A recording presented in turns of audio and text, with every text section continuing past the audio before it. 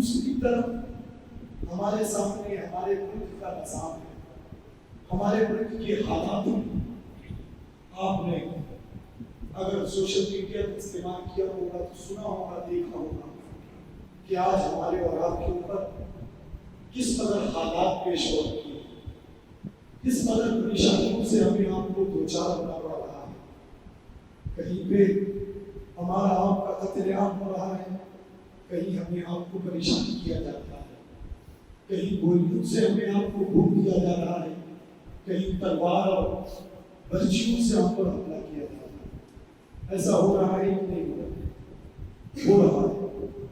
آج ملک کے حالات بہت ہوتا ہے، لیکن اس جگہ پر ایک سوال یہ پیدا ہوتا ہے کہ وجہ کیا ہے،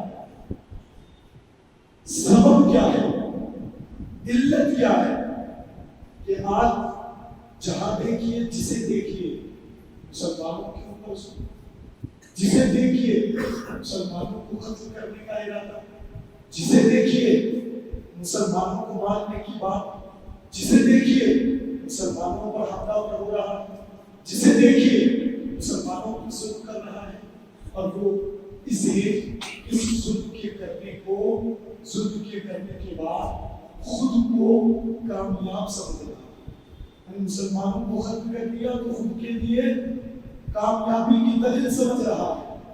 آج ایسے حالات ہم پر کیوں ہو رہے ہیں؟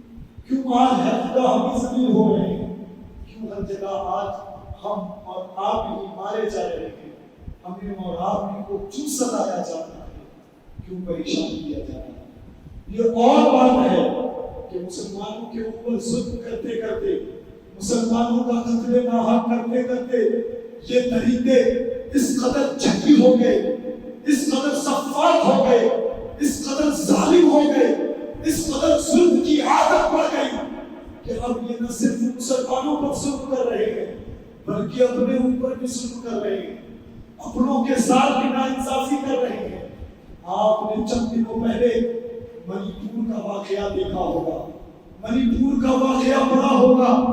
یہ طریقے پہلے تو مسلمانوں کو اپنا دشمن سمجھ رہے تھے، لیکن جب انہوں نے ظلم پہ ظلم کرنا شروع کیا، ظلم پر ظلم کیا، تو یہ بھول گئے کہ ہمارا دشمن مسلمان تھا، بلکہ ظالموں نے اس قدر ظلم کیا ہے کہ اب ان کا دشمن صرف مسلمان نہیں بلکہ جتنے انسان ہیں یہ سب کو اپنا دشمن سمجھ رہے ہیں۔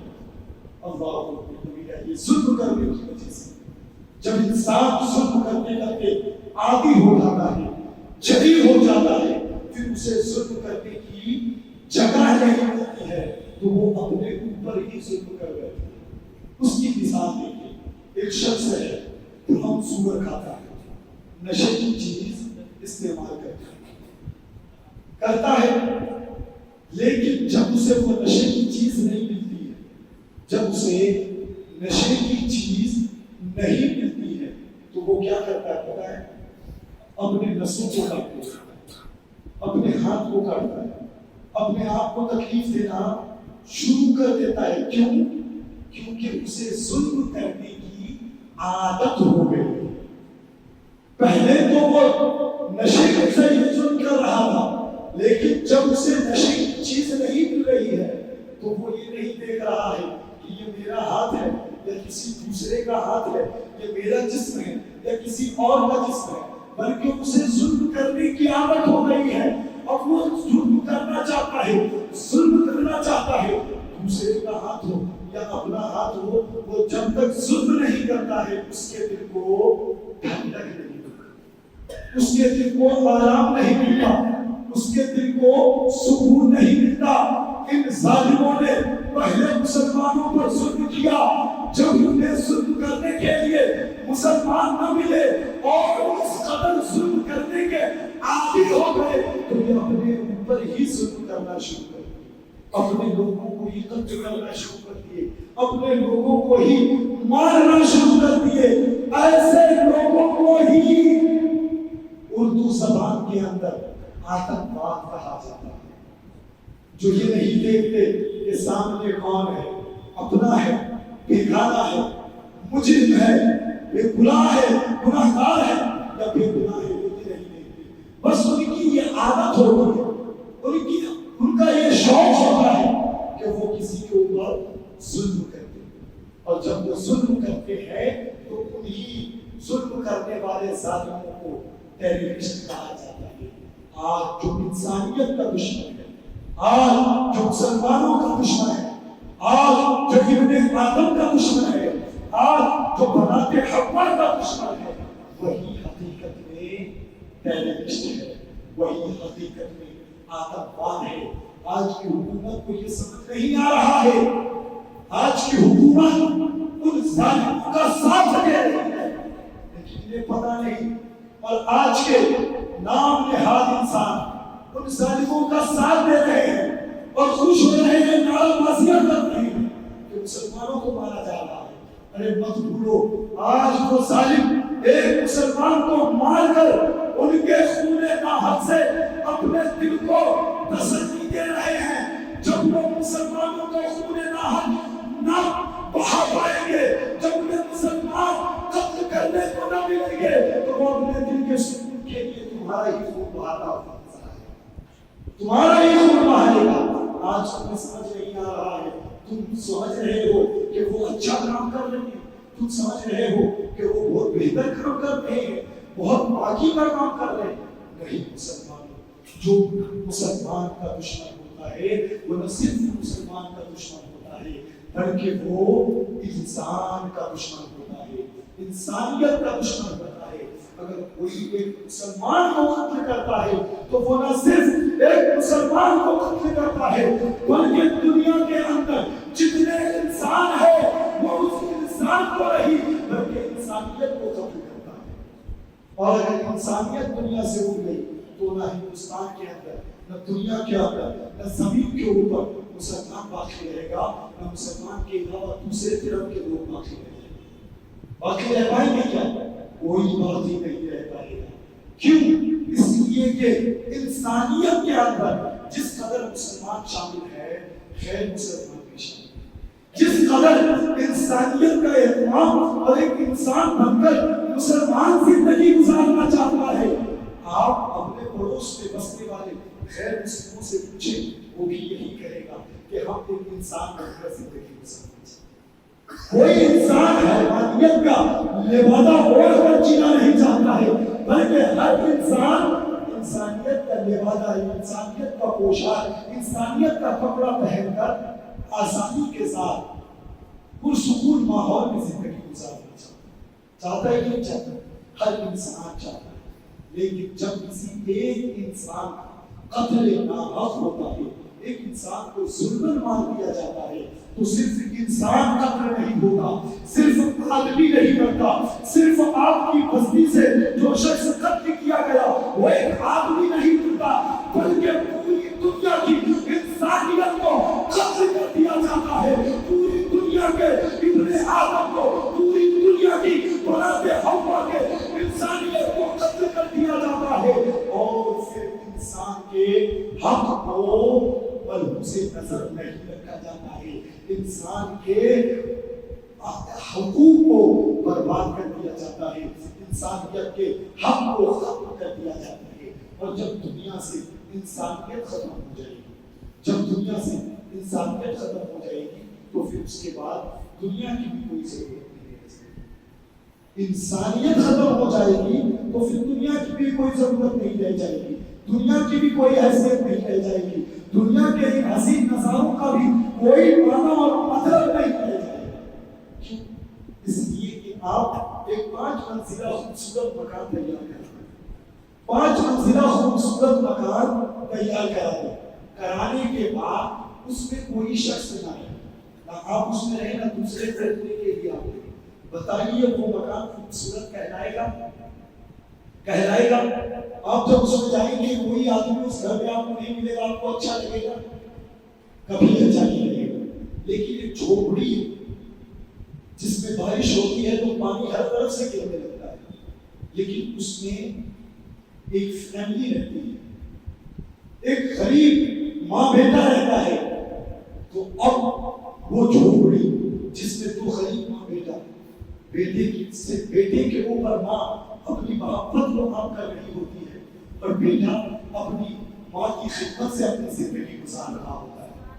بتائیے وہ مکان جسے کروڑوں روپے دے کر تعمیر کرایا گیا ہو لیکن اس مکان میں کوئی نہ رہتا ہو، وہ مکان زیادہ خوبصورت ہے یا وہ جھوپڑی جس میں بارش کا پانی گر رہا ہو لیکن دو ماں بیٹا رہ رہا ہو، وہ جھوپڑی زیادہ خوبصورت ہے؟ بتائیے کون سا مکان زیادہ خوبصورت؟ ہر ایک کا جواب یہی ہوگا کہ وہ جھوپڑی زیادہ خوبصورت ہے جس میں دو ماں بیٹا اپنی زندگی گزار رہا ہے۔ کیوں؟ اس لیے کہ مکان کی خوبصورتی مکین سے ہے، مکان کی خوبصورتی مکین سے ہے۔ اب یہ مسجد آپ دیکھ رہے ہیں، یہ مسجد جس کو آپ نے خوب مرصع کیا ہے، یہ مسجد میں آپ نے لائٹنگ کی ہے، آپ نے رنگ کیا ہے، زیب و زینت سے اس مسجد کو آپ نے خوب سجایا ہے۔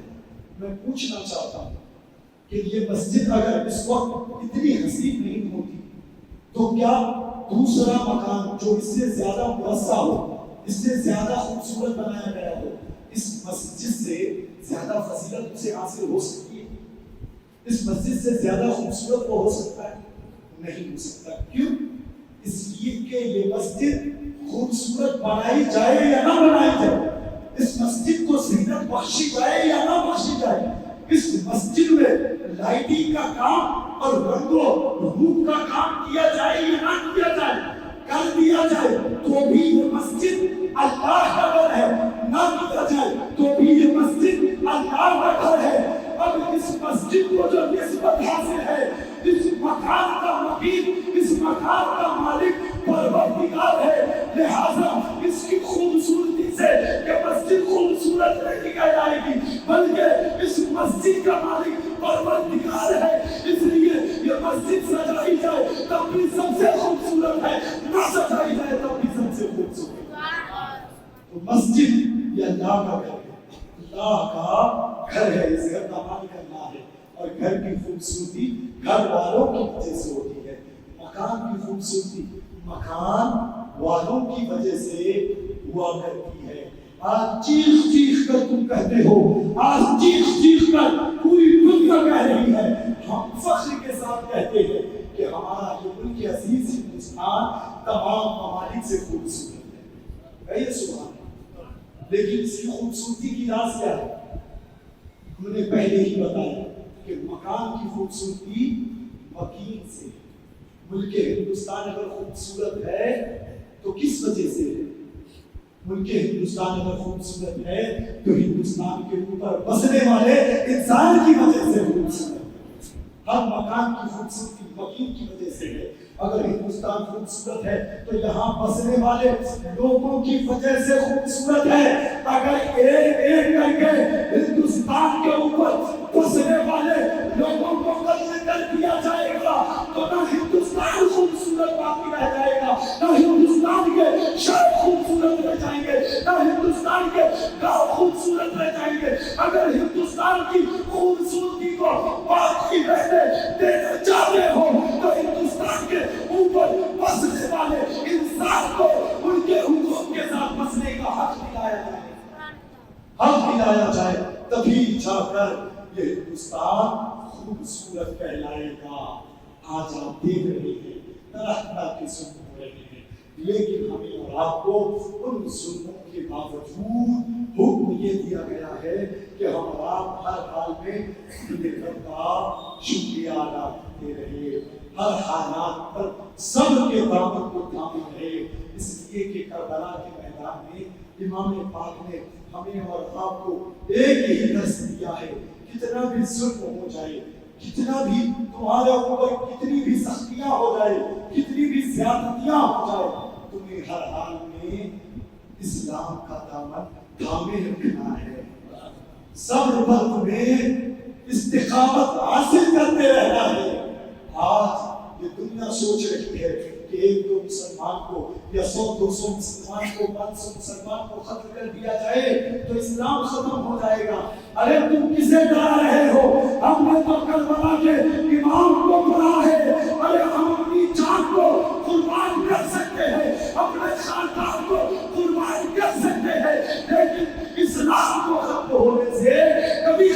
ہونے نہیں دے سکتے. اسلام نہ کل ختم ہوا تھا نہ آج ختم ہوا ہے نہ قیامت تک اسلام ختم ہو سکتا ہے. ہم اپنی جان کی بازی اسلام کے لیے لگا سکتے ہیں لیکن کب لگائیں؟ جب ہم خود مسلمان ہو جائیں, خود ہم مسلمان ہو جائیں. اس وقت میرے ذہن میں وہ حدیث رسول آئی ہے کہ حضرت سیدنا ابو ہریرہ رضی اللہ عنہ نے روایت فرمایا کہ جب جانور غافل ہو جاتا ہے تو اسے قتل کر دیا جاتا ہے. جب جانور غافل ہو جاتا ہے, کس چیز سے غافل ہو جاتا ہے؟ غافل مطلب جب بھول جاتا ہے. کس چیز کو بھول جاتا ہے؟ جانور جب اپنے رب کے ذکر کو بھول جاتا ہے تو اس جانور کو قتل کر دیا.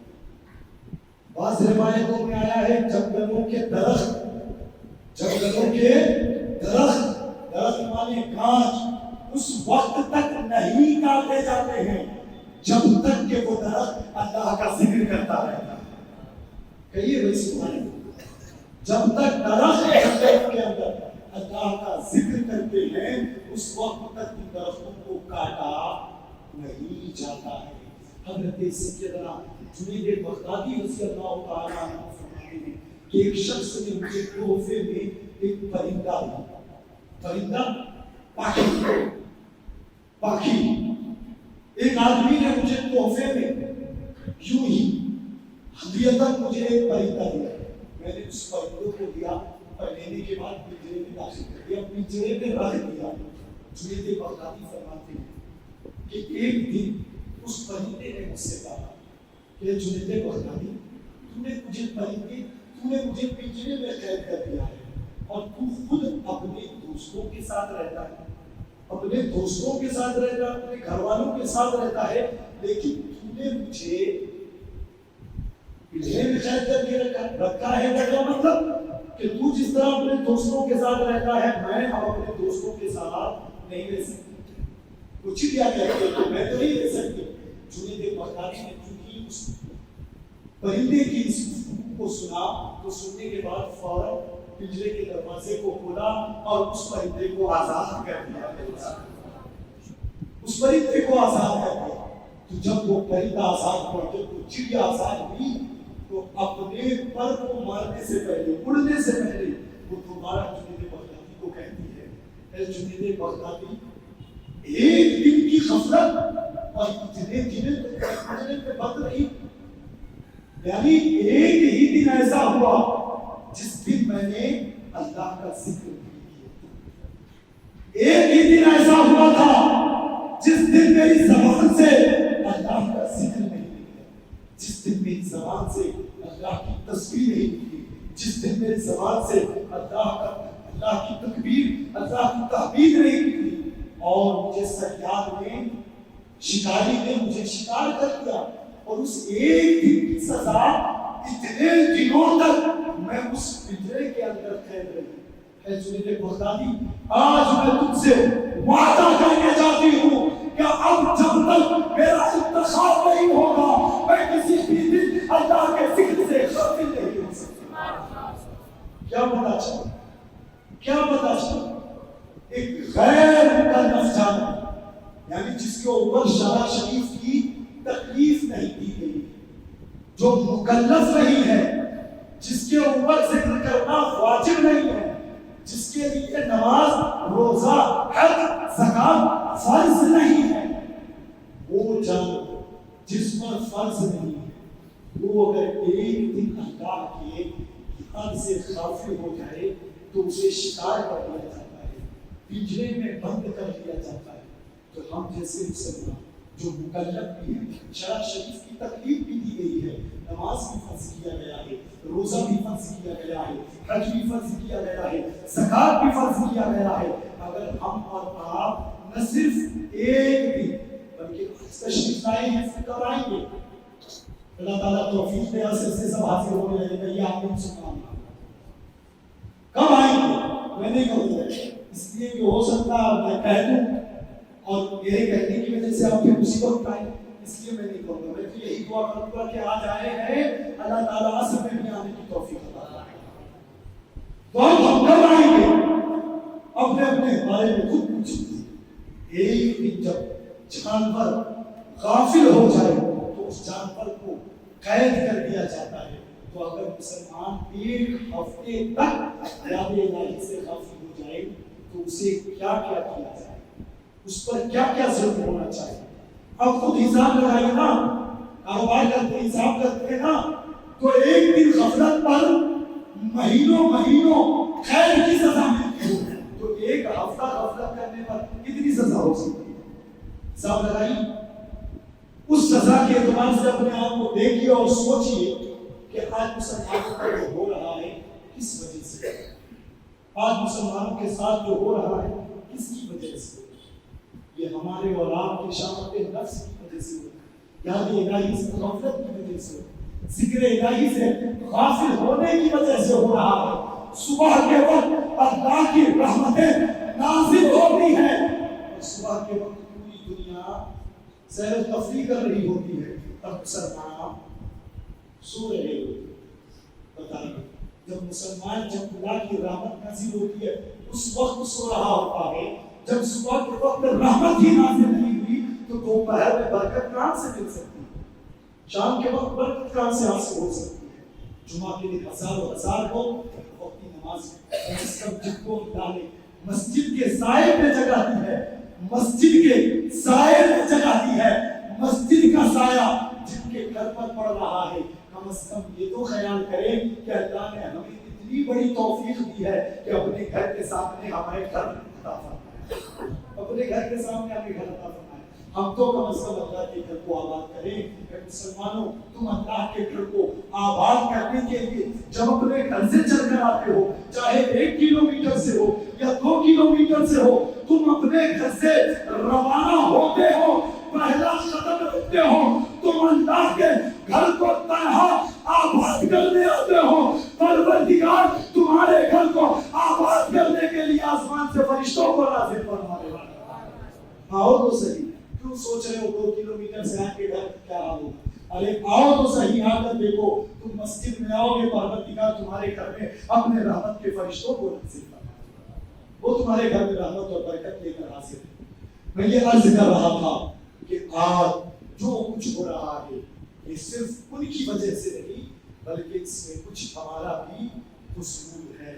ہمیں اپنی سدھار کی ضرورت ہے, ہمیں اپنے نفس کی اصلاح کرنے کی ضرورت ہے. جس دن ہم نے آپ نے اللہ کے ذکر سے اپنے سینے کو معمور کر لیا, اللہ کے ذکر سے اپنے آپ کو ہم نے تھام دیا, انشاءاللہ العزیز پوری دنیا اگر طاقت لگا دے پھر بھی ہمارا کچھ بگاڑ پیدا نہیں کر سکتا. انشاءاللہ وقت زیادہ ہو گیا ہے, یہیں پر اپنی گفتگو ختم کرتا ہوں. رب کے حضور دعا کرتا ہوں اللہ تعالیٰ ہمیں آپ کو سب کو راہ راست کی ہدایت عطا فرمائے. اللہ تعالیٰ ہم سب کو صراط مستقیم پر چلنے کی توفیق عطا فرمائے.